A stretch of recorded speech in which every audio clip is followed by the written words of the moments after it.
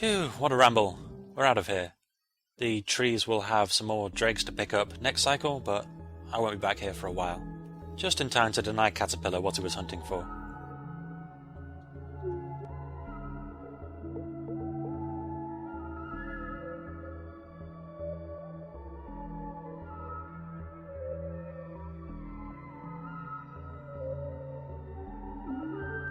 So, where to?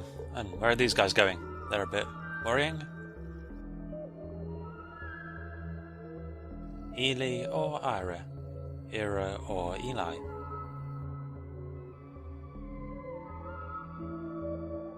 Ely's closer, and I can visit the other chambers on the way to Ira, so...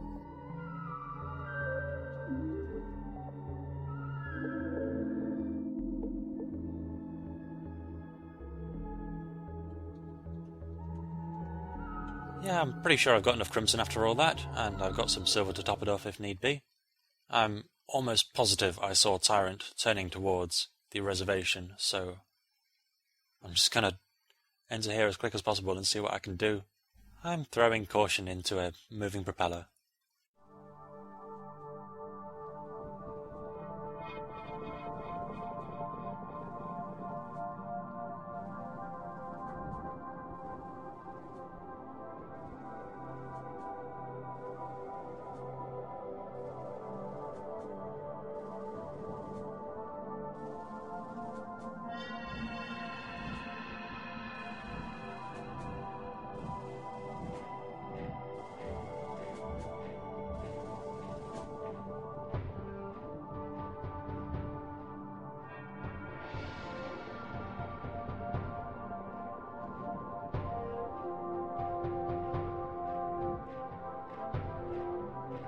So, you can hear the rhythmic footsteps, the beating of drums.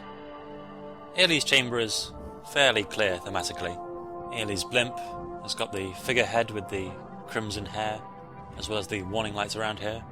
A sign of anger, but tempered by Silver's sobriety and discipline, allowing her to direct her anger so that she can fight for a purpose, perhaps something that she believes in.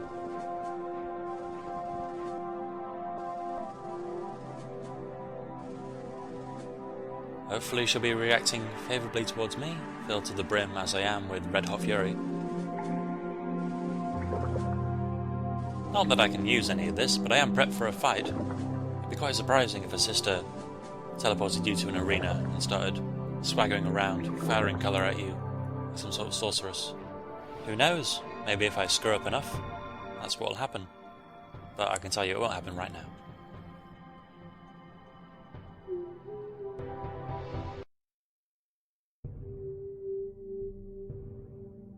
Looking for the way up. This contraption won't fly anyone to the next limit, even if you fill it with color. So don't get your hopes too high. Only a living soul full of color can ascend to the limit above. But that's impossible, because there's only enough color for one, and you need two to accomplish this goal. Two loving hearts. If their love is true, the breakthrough will succeed. Just kidding. It's funny to us hungry souls, stuck here in this frozen wasteland. Quench my thirst, guest. I know you can. Grow some silver and crimson for me. She has an uncomfortably gruff voice, and it looks like she's about to pelt me with that pot-shot cannonball. Had me worried there with that love thing. It's a bit too much right now to expect me to start messing about with my own feelings and applying them to people all over the place, purely for some as-yet unknown purpose. At least she seems to have a sense of humour, although it seems like more of the flat-line, straight-talking sarcasm the higher tier of military is known for. I could fill her up all the way in one go, but I'm going to stop short and get her to talk some more.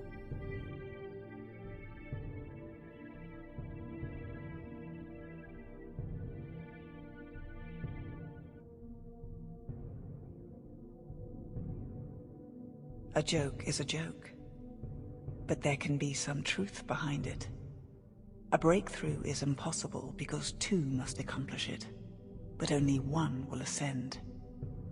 and no one here knows the meaning of selflessness. One must sacrifice himself and perform the rite of devotio. Devotio is when you give away all your blood, to the last drop. Here's that self-sacrificing talk we've heard before from Ema, and it leads to breakthrough. I think Echo spoke about that, whatever it could be. I've got some guesses. As she says, true love is unnecessary, thankfully, but there has to be something there.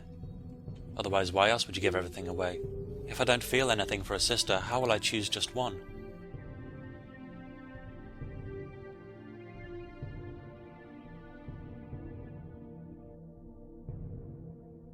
It's not enough to give away all your blood. You need to collect enough first. A meaningless sacrifice won't do any good. The amount needed for a breakthrough is all the color of the void. No more, no less. That's what the legend says, and I believe it. In order to contain that much color, you must collect 20 hearts, and your one true heart as well. Then you'll reach Torgor. My one true heart. Huh. Then I can reach breakthrough, filling up. I have to drain the entire void of colour. It's in enough of a state already. I've got to completely annihilate it from the inside, along with its denizens. Scrounging is no longer good enough. She said that this would help me to reach Turgor. That's what this game was originally called, in Russian. It's powerful when used in context, but it kind of jumps right to the end, and there are those that wouldn't really know what it means. The name that replaced it, Tension, encapsulates Turgor and adds more to it. It talks about the tension one can feel between rivaling parties. Different people with different perspectives and motives out for the same goals, as well as filling ourselves to bursting. The Void as a title moves in a completely different direction. It's a bit more basic. It talks about the place as an identifiable location, regardless of whether you see it as being in your mind or after death. Possibly slightly more appealing to Western audiences, simpletons as we are. Tension's just a really tense word, fittingly enough. I think it works slightly better.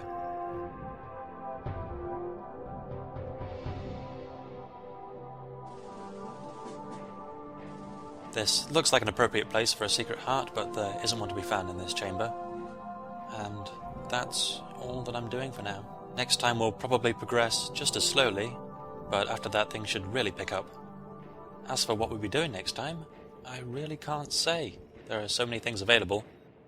But we live for the uncertainty. And the screw-ups.